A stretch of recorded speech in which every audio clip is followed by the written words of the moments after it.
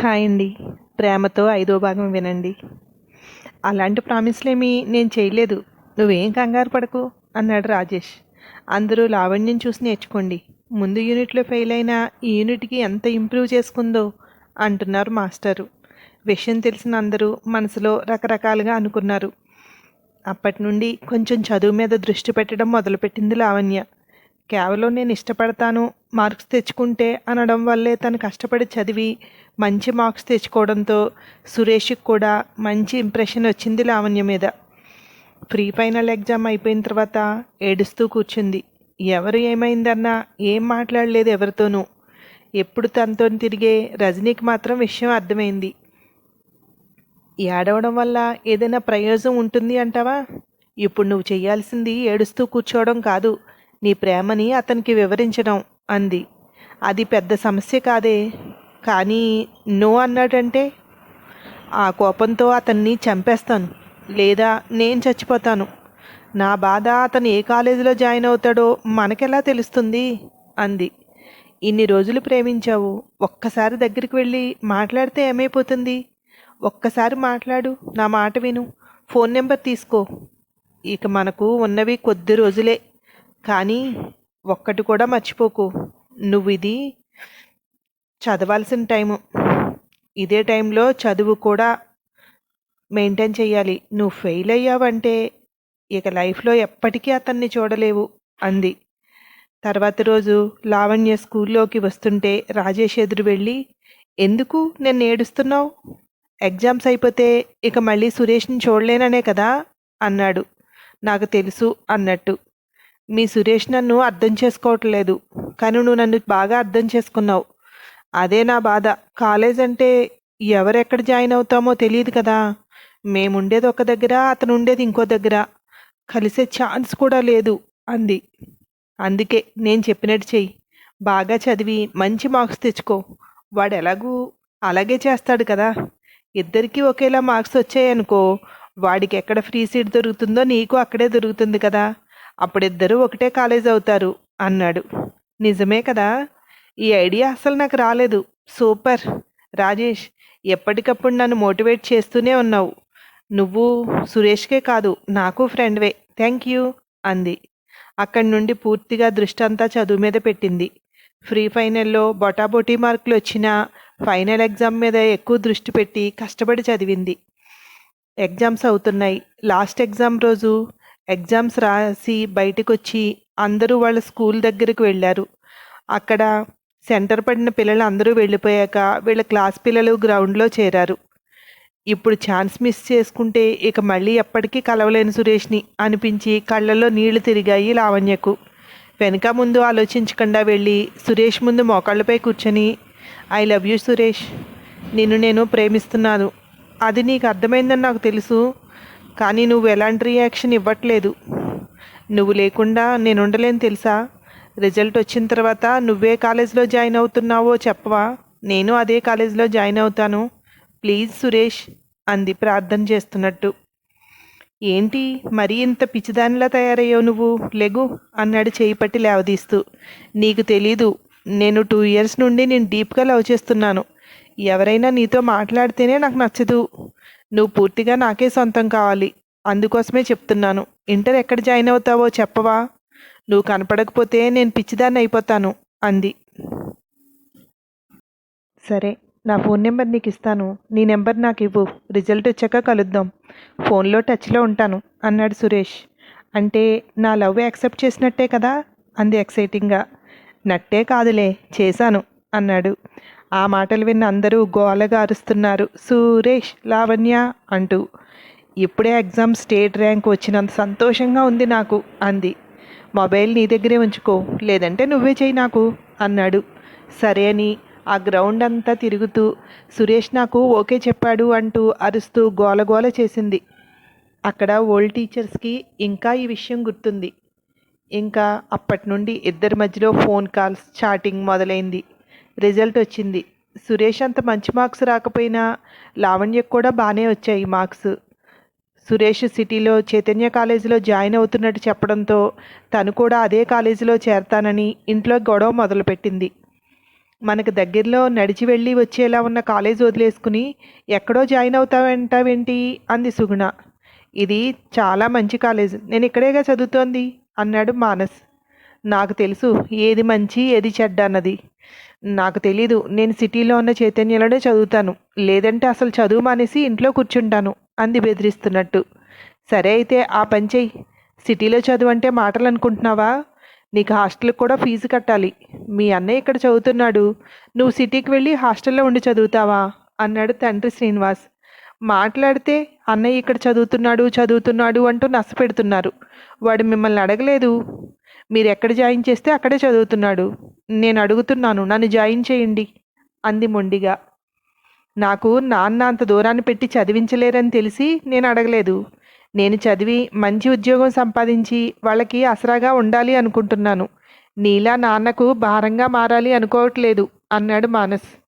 అర్థం చేసుకోరా, ఒక పక్క అన్నయ్య ఓ పక్క నువ్వు, ఇద్దరు చదువులంటేనే ఇద్దరికి ఫీజులు కట్టడానికి నాకంత శక్తి లేదు.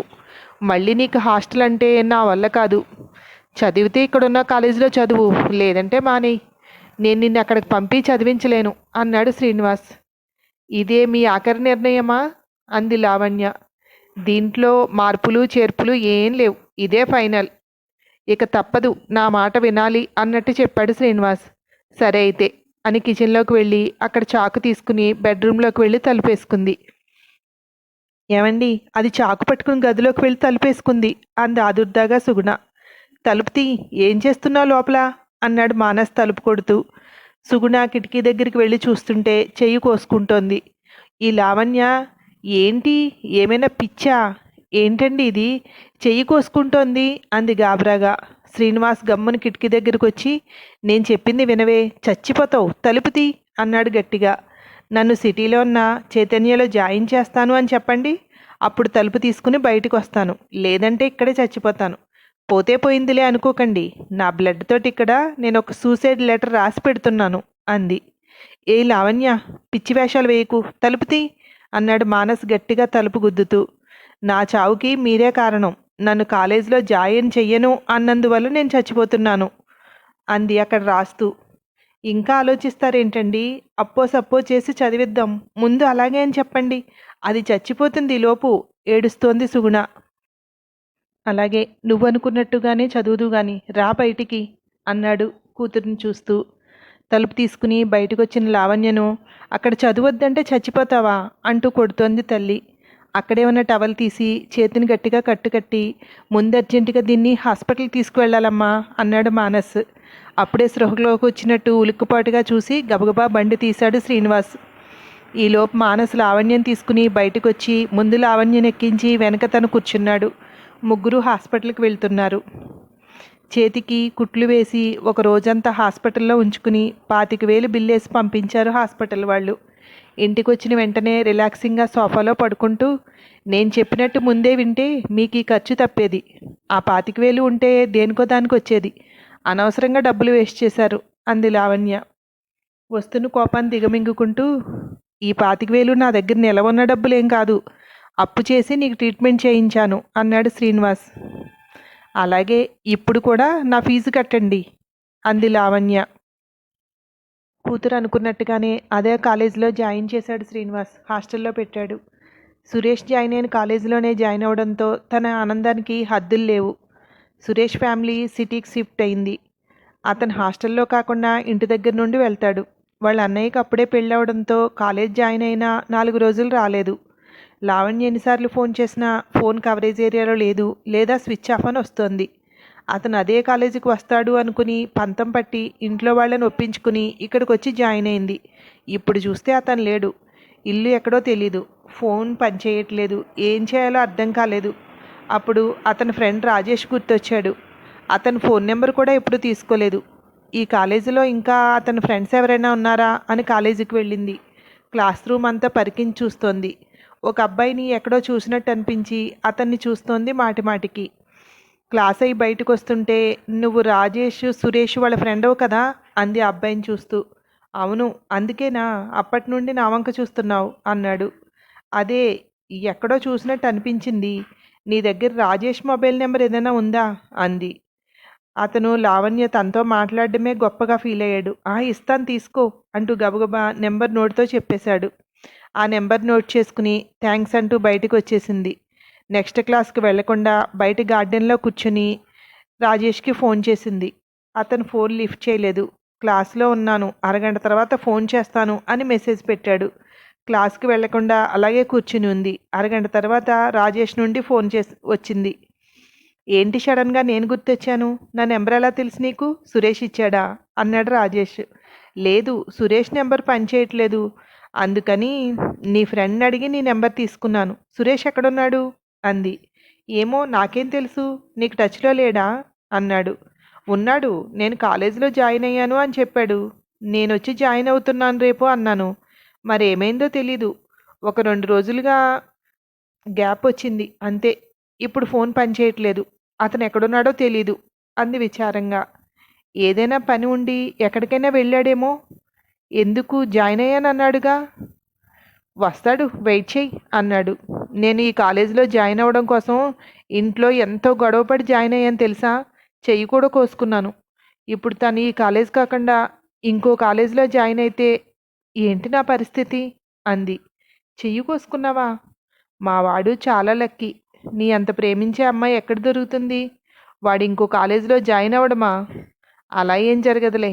ఒక పని చేస్తా ఉండు, వాళ్ళ ఇంటి దగ్గరలో ఒక ఫ్రెండ్ తెలుసు, వాడికి ఫోన్ చేస్తాను, విషయం తెలుస్తుంది అని కాల్ కట్ చేసి రాజేష్ వాళ్ళ ఫ్రెండ్కి ఫోన్ చేసి విషయం తెలుసుకుని మళ్ళీ లావణ్యకు ఫోన్ చేశాడు. వాళ్ళ అన్నయ్య పెళ్ళంట, పల్లెటూరులో ఎక్కడికో, అక్కడికి వెళ్ళాడు. అందుకే వాడి ఫోన్ పనిచేయట్లేదు. ఎల్లుండి వస్తారట. నీ కష్టం ఊరికే పోలేదులే. వాడు ఇదే కాలేజీలో జాయిన్ అయ్యాడట. నువ్వు టెన్షన్ పడకు, రేపొక్కరోజు, ఎల్లుండి కాలేజీలో ఉంటాడు అన్నాడు రాజేష్. అయినా నాకు ఒక్క మాట చెప్పుంటే అయిపోయేది కదా.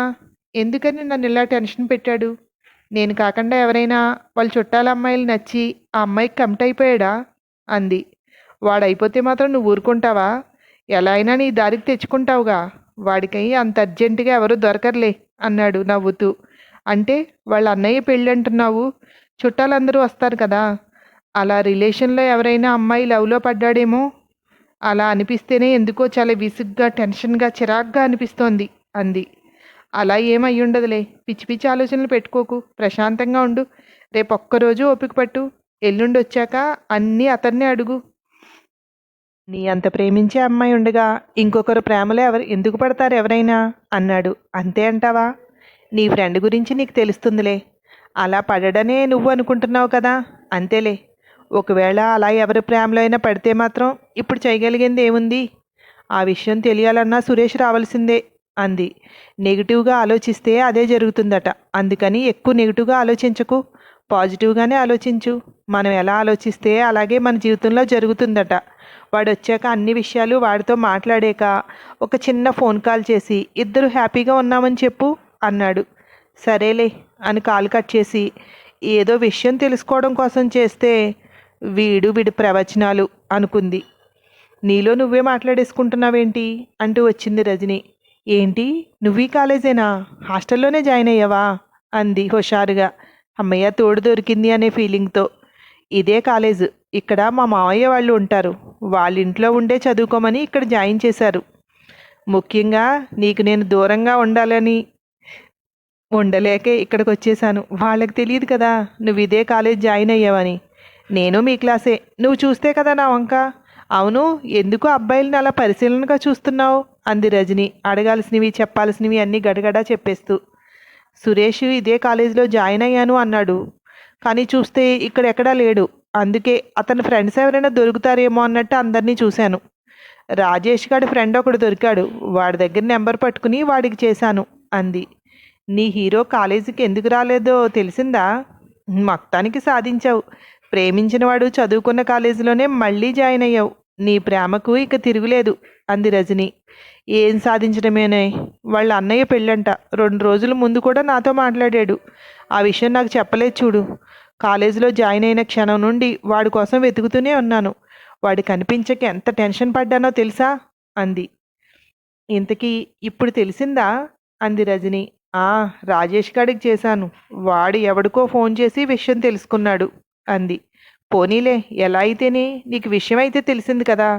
ఇంకిక్కడి నుండి అమ్మాయిలు ఎవ్వరికీ సురేష్ నచ్చకూడదు. లేదంటే నీ చేతిలో వాళ్ళకి అయిపోతుంది అంది. ఇప్పుడు అంత సీన్ లేదులే.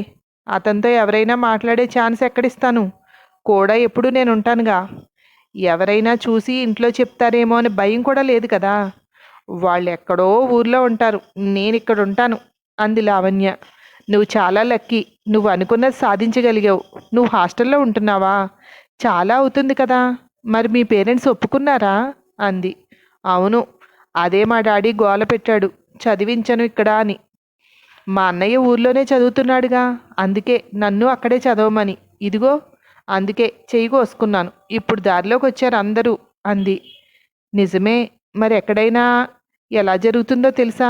అబ్బాయిల్ని సిటీలో హాస్టల్లో పెట్టి చదివిస్తారు, అమ్మాయిల్ని మాత్రం ఇంటి దగ్గరున్న స్కూళ్ళు కాలేజీలు వెతుకుతారు.